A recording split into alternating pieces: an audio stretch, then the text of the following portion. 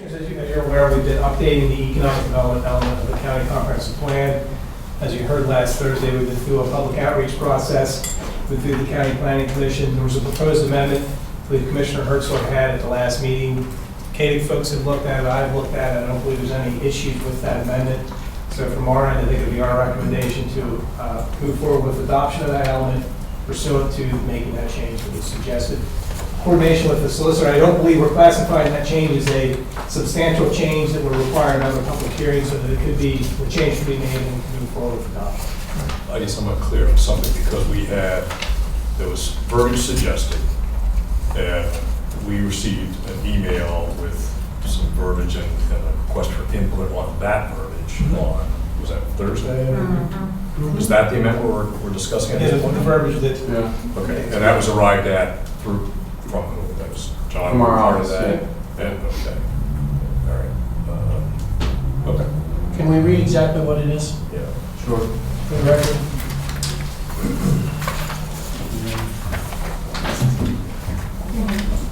No, don't have to read the whole report, just the Just the highlights. 7 lines. Just the Just the highlights. 7 lines? And you're on page 1. This is on page 11 Page 11 of the of the strategic, strategic plan. chapter 5. 11 of 19.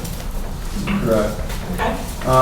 The amended verbiage is to determine underutilized target sites through community outreach that meet the following core criteria.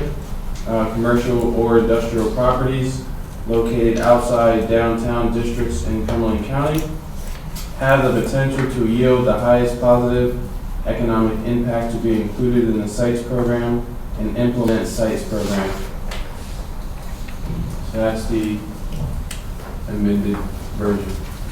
One question I neglected to ask last week was, and I know there's a good reason for this, but the exclusion of downtown sites is intended for what purpose? Because currently through the Cumberland County Housing Redevelopment Authority, there is a downtown manager that focuses on core downtown projects in downtown districts. So that's their focus and will remain their focus moving forward. So we wanted to make sure that there was a clear distinction as to what organization wants to do what in what areas. So as we drafted this piece of it, it was also originally done with the Housing Redevelopment Authority with their input to make sure that we were both comfortable, with this, kind of separation of duties and responsibilities. I just wanted to clear we're not neglecting the downtowns. Correct. Yeah. Process. Yeah. And I'm assuming that Ben and the redevelopment folks are fine with this. Yeah, it was sent out to the Policy and Planning Committee, which he's a member of. Oh, he was in attendance at the And he was last in meeting, attendance at the last meeting. when the initial questions came up. Sure. Yeah. So, appreciating that the boroughs, have an interest and a focus, and commend the collaborative effort of working with both to see this through. Any other comments or questions for this public hearing? Yes, sir. Will you please identify who you are? Jay Swisher, concerned citizen, veteran. In looking over this here on 3.1, under industry cluster, interest of attraction, detention, expansions, I was sort of thinking I would see military there because of the presence of the military in our area. And maybe it's lumped somewhere here, but I really, being on 3 bracks myself, I know that a lot of other states have built-in agencies all the way down to local government who are constantly involved. And I know that we've definitely stepped up to the plate by putting these folks in charge of the BRAC full-time, and I wish the state would come through more, but just so that when people would see this here, I don't know if that's a possibility or not, just throwing it out. Or maybe the question is, if it is, where is it? As we went through the, you want me to please? Please. Okay. As we went through the process of developing the plan, we did consider military as an industry cluster. Instead of focusing there as far as a particular industry, I think overall we had it was difficult for us to kind of define it there. So what we did was we put it in the strategic plan piece of the document, and I don't have in front of me exactly where it's at. It's under on page 9 of the strategic plan, and then under business retention and expansion strategy number 3, military support and retention. So that's where it references the local defense group will lobby on behalf of the military interest. So that's where we really placed our military and BRAC efforts as one of our strategies under retention and expansion versus our industry clusters, which are heavily concentrated more on the business attraction side versus retention and expansion. So that's where that falls into place right there. Under business, you can think of ammunition. Stop. Is there any chance of maybe reconsidering putting it there? Because I guess that's where I thought I would see it.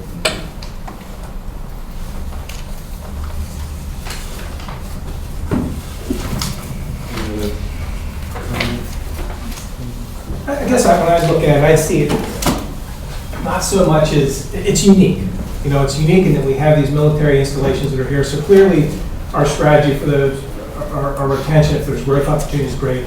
I think our efforts are well captured in what John's doing. I mean, when you look at that strategy, there's a lot of activity that's going to happen just on those military installations.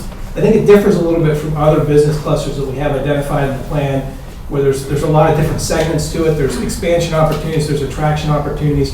We look at the military, I feel like it's a little bit of a different animal that has to give it a little different attention. We've given it that different attention, but really having a separate initiative that's targeted strictly on military installations. So is there any certain place that I could look to and see that on the first section of this? Maybe I missed it.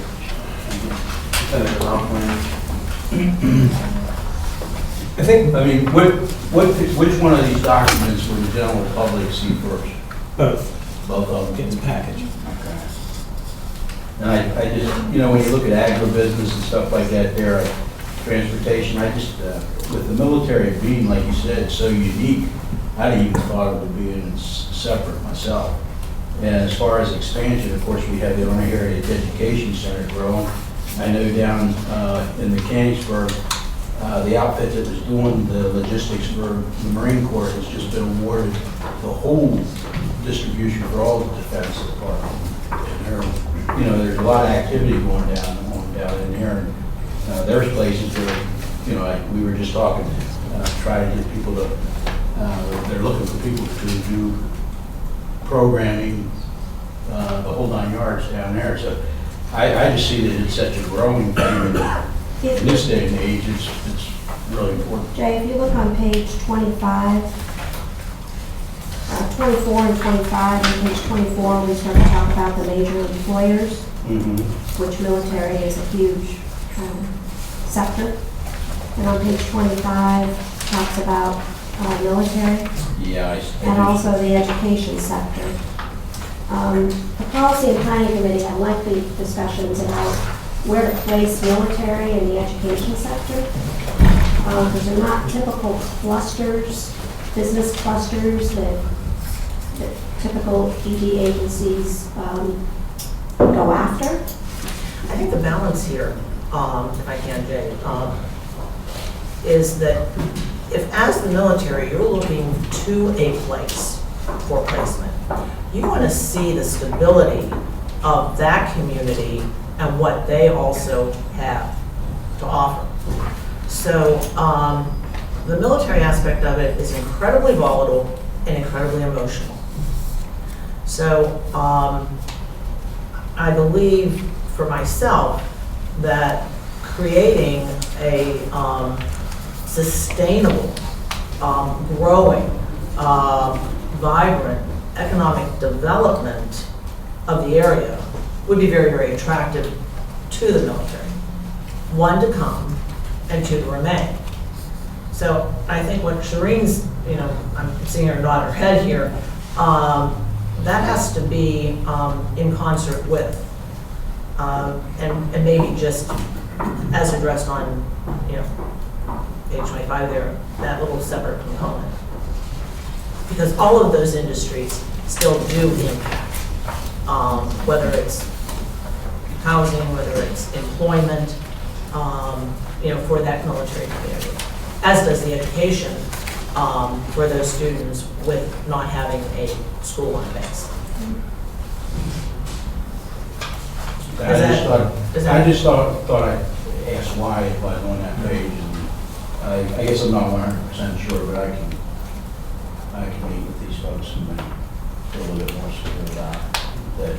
I was just impressed that we finally did get something that was looking at the military. And I think recruiting those industries. We have a document here that Whether we could it's- have, just a simple another bullet point would even reemphasize that we are doing the runtime. We're not doing folks very well. That, as I said, I think too, even cultivating those industries that complement the military, whether that is food, whether that's clothing, I sort of offhandedly said ammunition, construction, whatever, would then also help that. John, one question. The base preservation committee, I can't remember the formal name of it. Cumberland, New York Area Local Defense Group. Okay. Is that, now that is, that exists, there's a legal creation of that entity, I assume? No. There's No. not. So it's just a task force? Yeah, it's just pretty much like a task force still under CADIC. Okay. So. Is its existence open-ended? Is there any, it's Well, just as long as we say it exists? Governor Corbett did enact that piece of legislation that would keep it going past administrations at one point, per administration, depending on how they felt about it or how they prioritized it, would determine the efforts there. But moving forward, there will always be a military commission at the state level with the intent that they would then provide support to the local defense groups. What makes us unique here is that there's 3 installations versus most other local defense groups that may only have 1 installation in their particular area. But I think that goes back to what Buck was saying, that the interesting part of that, yes, was the creation. The other part of that is the funding. Yeah. And I can tell you the states in the South fund Yeah. fully. Yeah. I mean, to a lot of money fund. So this ratcheting up budget to cycle, is that commission under the lieutenant governor, and you sit on that. On the outreach. You sit on the outreach. What money do they have to do that? It's very limited, and Buck and I were talking about that before. So, Very talk to limited. Alabama, talk to South Carolina, Yeah. and see where the support, the continual sustainable support, they're not seeing these peaks and valleys. Mhm. And that is why, and I'm seeing some nods back, representatives there, industries stay and grow in those states as opposed to this cycle of are we going to fund this or are we not going to fund it? And funding it at the time of crisis serves no purpose. So, In Pennsylvania, there's 10 facilities, and total funding is $750,000. And I was telling Buck in Connecticut, they had 1 installation, and the state invested close to $20 million into that facility through infrastructure and other means to make sure it's a viable installation moving forward. So we're definitely well underfunded. any other comments on the public? I guess comment now or comment when it comes up on the agenda item, but there's a couple things I just wanted to mention. First of all, again, I want to compliment everybody who's put so much time and effort into this. I think it's a good document, words down on paper, and hopefully meat on the bones of our economic development strategy going forward. I think that it is the amendment that we're going to be, I guess, suggesting to the proposal, I think helps to grant greater flexibility, and that's what I was looking for. This is really, in total, to me, it's an all-inclusive plan. It covers the military, I think, concern. Number 1 employer in Cumberland County is the federal government. Not too many people know that, and that's as a result of all our military installations in the area. And I think that, as the federal government looks either through crack or however they do it, looks to downsize, they ought to look to expand and consolidate here in Cumberland County. It's a great location, and I think that, our area kind of speaks volumes in terms of its assets, its highway network and so forth. But this is a plan that is really, all-inclusive. Now, there's one little piece in this that I have a concern about, and that is with respect to warehouse development. I kind of personally view warehouse development as that's going to naturally occur. And I don't know to what extent we should be, if you will, incentivizing warehouse development, because I can tell you, most of the folks I talk to, they'd rather not see a lot of warehouse development. But I know it's part of our economy, part of this plan. But, as we move forward in terms of this being, I think Commissioner Eichelberger used the words, this is going to be kind of like a living document. Well, it is going to be a living document. But also is going to be contingent upon the interpretations, input, and advice that all of the members of the KDIC board make, the diligence of the staff, the Cumberland Economic Development Corporation, and also what input we may be able to provide along the way as elected county officials. So I just want to applaud you all for, the work you put into this. I'm glad we're able to make this minor tweak. I know the solicitor made some comments about can't make any changes because it's substantial, we'll have to re-advertise the whole thing. Maybe Keith, you'd like to state on the record as to your conclusion on that issue now, Sure. so that we all understand that moving into this. I honestly neglected to realize that we're talking about a comprehensive plan as opposed to an ordinance or a zoning ordinance in particular. And I've dealt with those issues, changing ordinances, and really any change is substantial. Comprehensive plan is a planning tool. It's a very important planning tool, but doesn't have the authority of an ordinance or a law that you would otherwise pass. And because you're talking about a planning tool, that's by a body that makes recommendations, the planning department, I don't feel that this change would be substantial. And it can be done without having to re-advertise and hold another hearing. Okay, so in other words, the change that we discussed at the workshop is okay to be included and is not considered to be anything that would jeopardize the adoption of the resolution. That's correct. That we're going to be considering here, I guess, at the meeting that follows. You're correct. Okay. Any other comments for the public hearing? Hearing none, we'll close this hearing. I'd like to call to order the salary board for December the 7th. May I have a roll call, please? Commissioner Cross? Present. Commissioner Herzler? Here. Commissioner Eichelberger? Controller Woodcomb? Here. Is there any public comment to come before the salary board? Hearing none. Is there a motion for the approval of the minutes of October the 26th and November the 24th of this year? I'll make a motion to approve those minutes. Is there a second? Second. Is there any further discussion? All those in favor? Aye. Any opposed? Item number 5 is the approval of the salary board actions. Is there a motion to approve those actions? I'll make a motion to approve those actions. Is there a second? Second. Is there any further discussion on the salary board actions? All those in favor? Aye. Any opposed? Is there any other business to come before the salary board? I just have a question about the personnel, the executive session. Is that for salary board later on? No, it is not. Okay, good. That's all. The salary board is adjourned. As we stand to say the Pledge of Allegiance, we ask all of you to remember the sacrifices that were made 74 years ago today, that Sunday morning, 7th of December at Pearl Harbor. So please join me as we say, I pledge allegiance to the flag of the United States of America and to the republic for which it stands, one nation, under God, indivisible, with liberty and justice for all. Thanks, Al. Take care. I'd like to call to order the Board of Commissioners meeting for the 7th of December. May I have a roll call, please? Commissioner Cross? Present. Commissioner Herzler? Here. Commissioner Eichelberger? Question. Is there any public comment to come before the Board of Commissioners? Item number 4.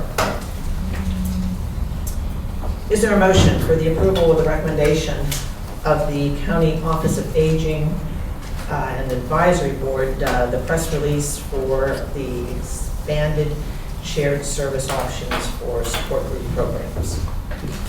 Madam Chair, I'd like to make a motion to approve the recommendation of the Office of Aging Advisory Board to expand fare-free shared ride service to persons 60 years of age and older to attend support group meetings for assistance and recovery from addictive, compulsive, and other behavioral problems or issues.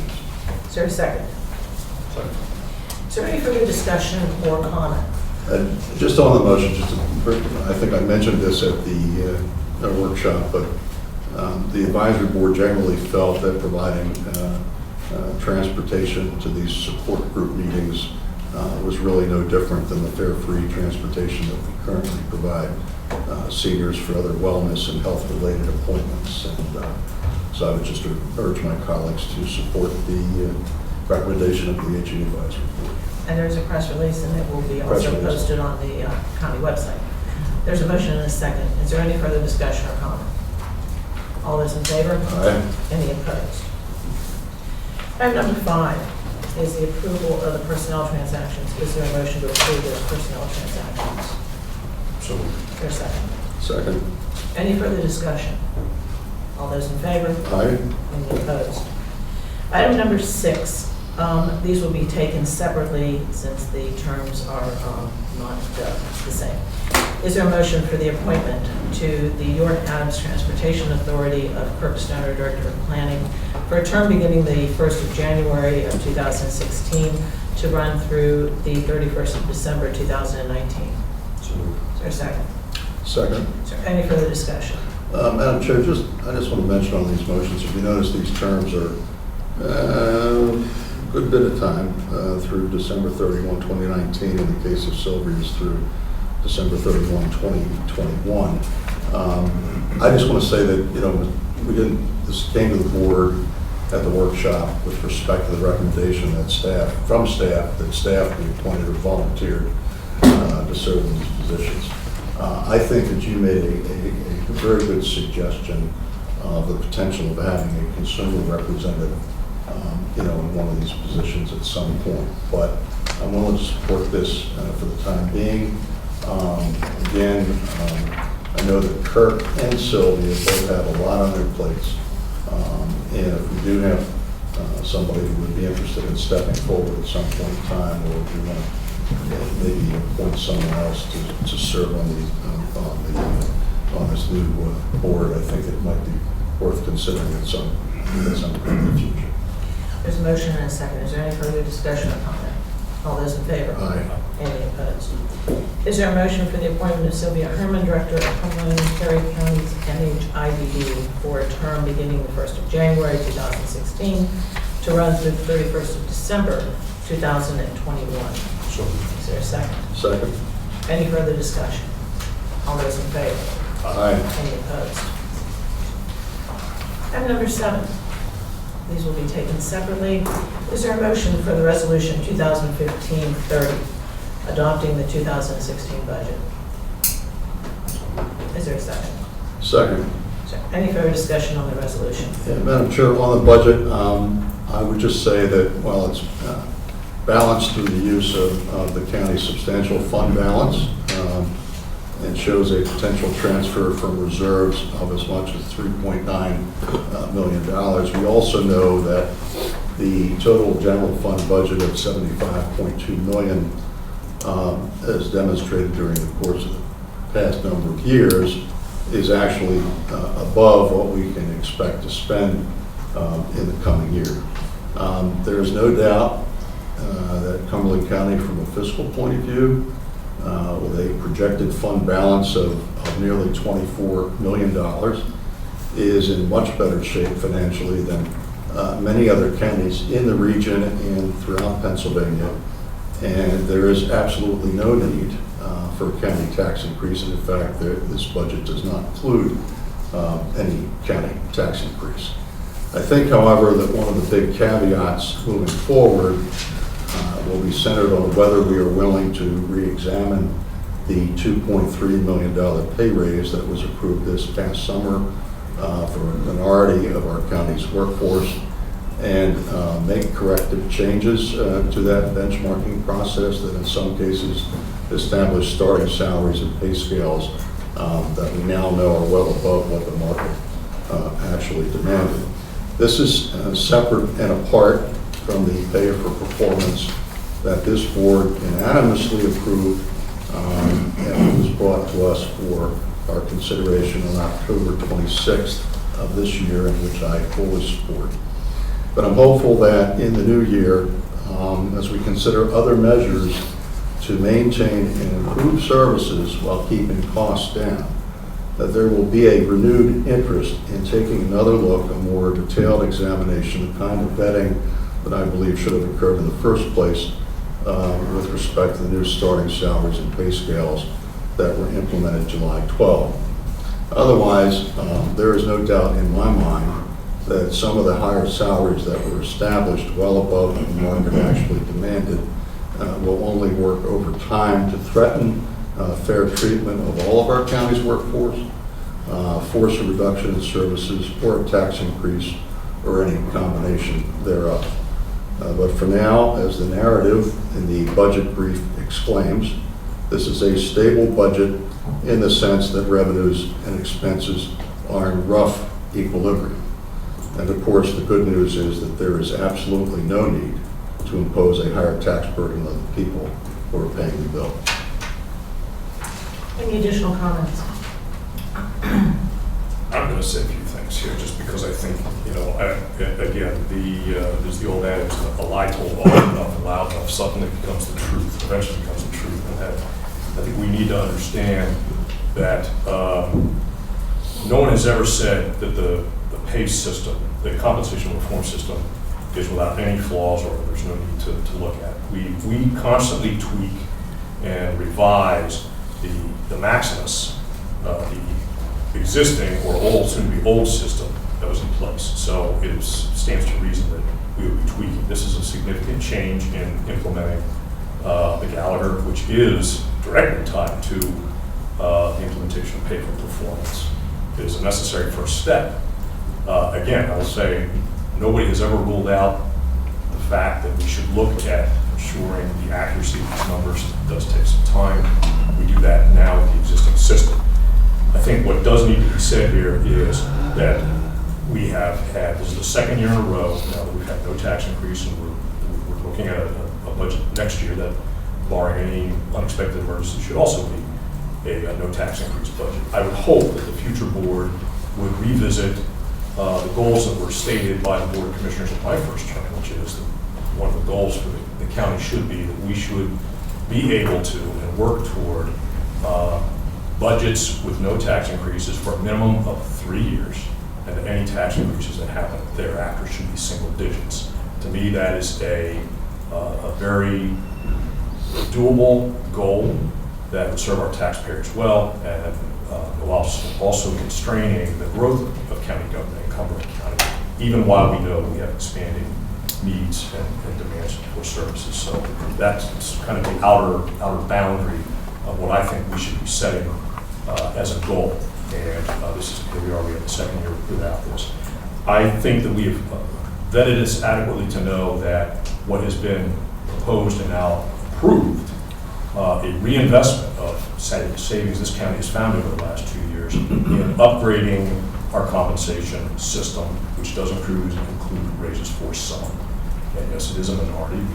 Obviously, if we gave raises to everybody, then it would be counterproductive to what we're trying to accomplish. But I think it's pretty evident this is not driving any major budgetary changes for us. I don't have the percentages in front of me, but we certainly have put those numbers together, and we've vetted those numbers. This is not driving any tax increases. I find it more than likely, in my personal opinion, and I'm going to venture a personal opinion, that this continued obsession with misrepresenting the so-called pay raise issue is intended to be nothing more than a free license, a get out of town, get out of jail free card, essentially for those who don't want to exercise future fiscal vigilance, as we have stated must happen as part of reforming county government, preparing this county government for the future. There has to be vigilance going forward. I think it makes it very easy for some people to simply say, oh, it's a pay raise, it's a pay raise.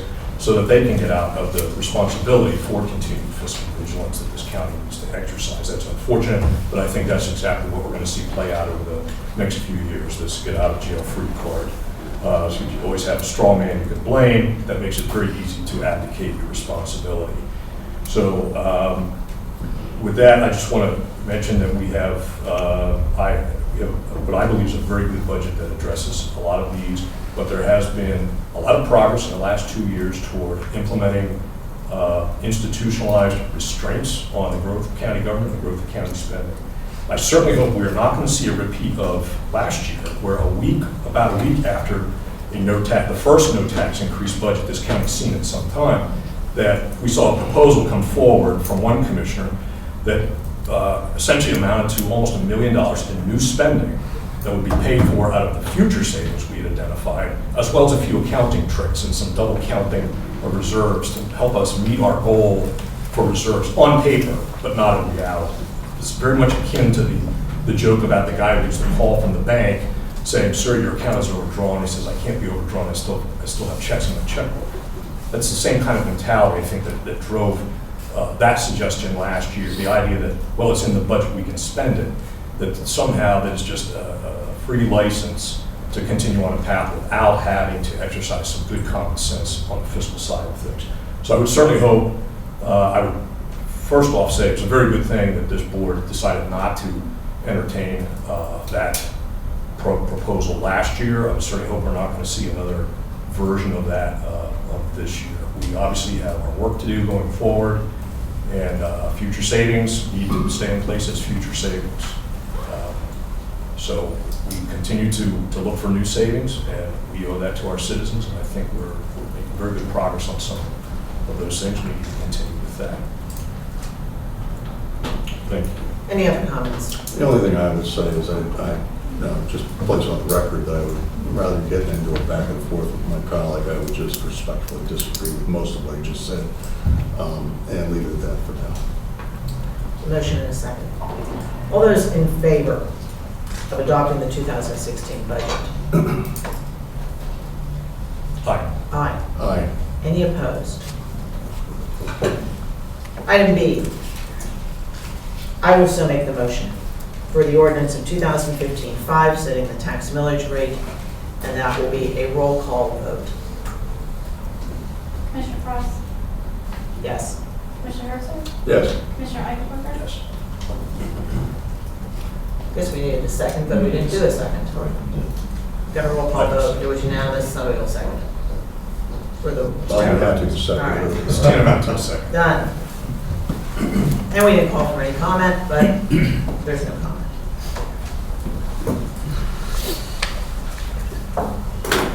Item number 8, and these will be separate since there are two very separate projects. Is there a motion for a letter of support for Carlisle Borough's PennDOT multimodal grants? The first would be a letter of support for the B Street project.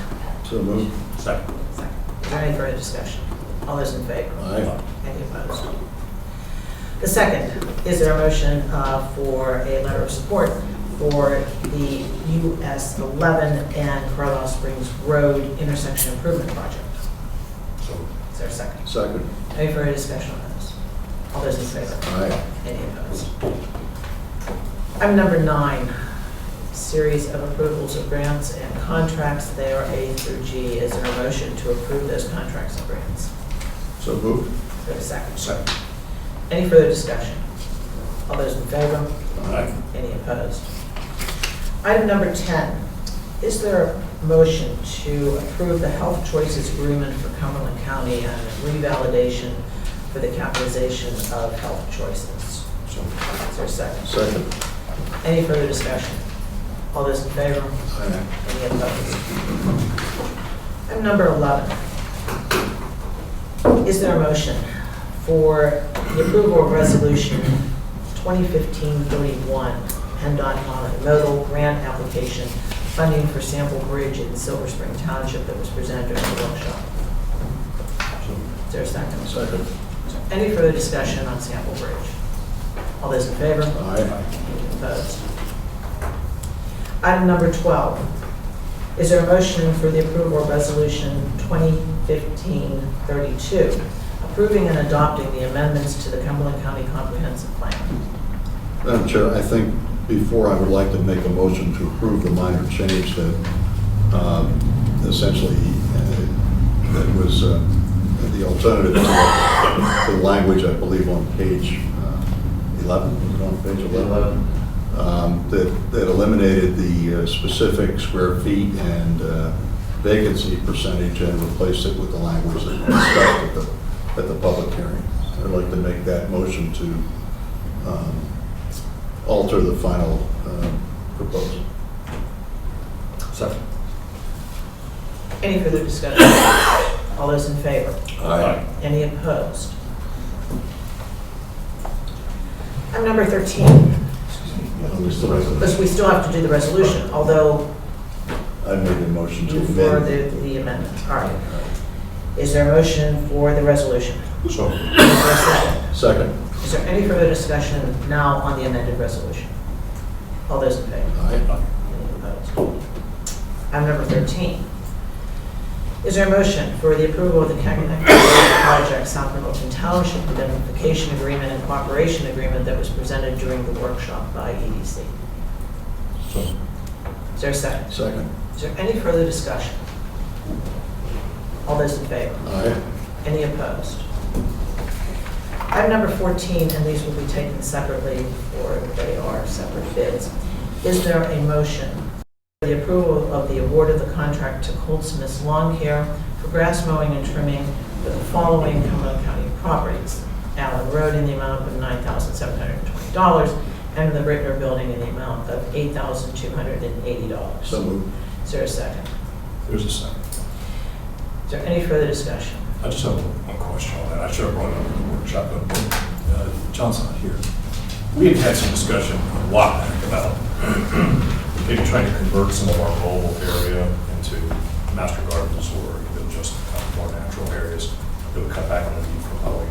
And I never really felt that we got a strong answer other than we knew the master gardeners were being tasked with doing some areas. But at some point, I'd like to see some information on what reduction of mobile, that's a word, mobile area we've seen. So maybe there's potential to do more of that. There's a lot of money to spend on mowing grass. And I know that Allen Road, Master Gardens have taken a significant sort of piece of that. yes, But as far as Rittner and landscaping and any sort of low maintenance products, I don't think that that's been kind of fully explored. Just like that. So, Okay. We'll find out. Thank you. so there's a motion and a second. There is a motion for Goldsmith and a second, and are there any other comments? All those in favor? Aye. I will abstain. Is there a motion for the approval of the award of the contract for Myers Landscaping for grass mowing and trimming at the following county properties? The fire training grounds for $6,120, and in the aging building for the amount of $5,400. So moved. Is there a second? Second. Is there any further discussion? All those in favor? Aye. Any opposed? Is there a motion to award the contract to R&R Mike Rosso for grass mowing and trimming at the following Cumberland County properties? At the prison for the amount of $12,600 and for 911 in the amount of $11,880. Is there a second? Second. Is there any further discussion? All those in favor? Any Aye. opposed? And the last is a request for a motion to award the contract to Best Wash Incorporated for grass mowing and trimming at the following county, and that is for the CNRC, Claremont Nursing Home, in the amount of $13,320. Is there a motion? So, Is there a second? Second. Any further discussion? All those in favor? Aye. Any opposed? Item number 15 on the agenda for Commissioner Kurtzler. Is there a motion for the recommendation for reappointment to the Cumberland County Local Emergency Planning Committee? Yeah, Madam Chair, I'd just like to make a motion to recommend to the Pennsylvania Emergency Management Agency the reappointment of John Gleim, John Hall, and Bob Shively, and to new terms effective January 1, 2016 through December 31, 2020. Is there a second? Second. Is there further discussion? Madam Chair, the only other comment I would make is that there are 3 members of the LEPC that are going off, Rick Horner, Dan Ryland, and William Sweet, and just like that we send letters of appreciation. Again, this is unlike some of our other boards and commissions. These appointments and the certification are actually made by FEMA, but they're recommended by the LEPC to us, and then we forward the recommendation on. So, There's a motion and a second. Any further discussion? All those in favor? aye. Any opposed? Item number 16 for Commissioner Eichelberger. Is there a motion for the appointment or reappointments for Cumberland County Library System? Yeah, I profiled these in Thursday's workshop, and I think everybody has a copy to hand out with the names: Paul Fisher, James Hutchison, our reappointments. That's for a 3-year term, expired December 31 of 2018. One new appointment, John McCrae. Reappointment of alternates, Karen Shirey and Jonathan Williams, and filling a vacancy of an unexpired term ending December 31 of 16 would be Alicia Stein. So I make the motion for the appointment. Is there a second? Second. Is there any further discussion? All those Just, in- I'm sorry. Go ahead. Just to mention that we also have the outgoing members, but we should also thank you letters. Jean Graham, Suzanne White, Marcy Whiteside. All those in favor? Aye. Any opposed? Item number 17 is mine, and I will also make the motion for the reappointment of Bob Carey to the Agricultural Extension Board of Directors. I believe it is a 3-year term, and there are also 2 members that I'd like to acknowledge after this motion is made. Is there a second? Second.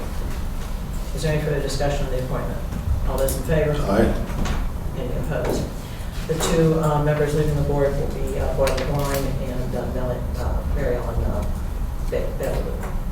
And if letters could be sent to both of them for their service and contributions they've made to Ag Extension.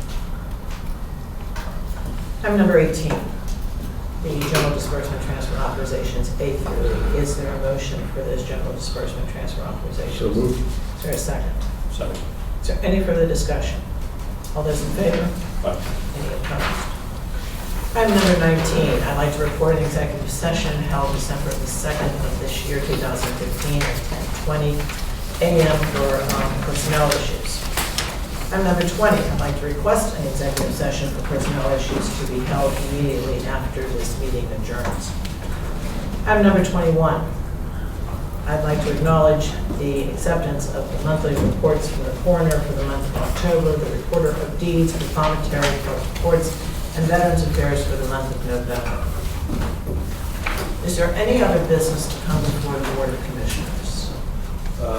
Yes, Commissioner Cross, per discussions about retiring or decertifying the 8 beds on the 4th floor tower at the nursing home, which are no longer of practical use, we had discussion of that, and it was discovered and shared with our solicitor and others through our John Belko for Premier, the steps that we had to go through. You see in front of you, we've been provided with 2 letters and associated verbiage that would go with them that would make our notifications of our intent to retire those beds efficient.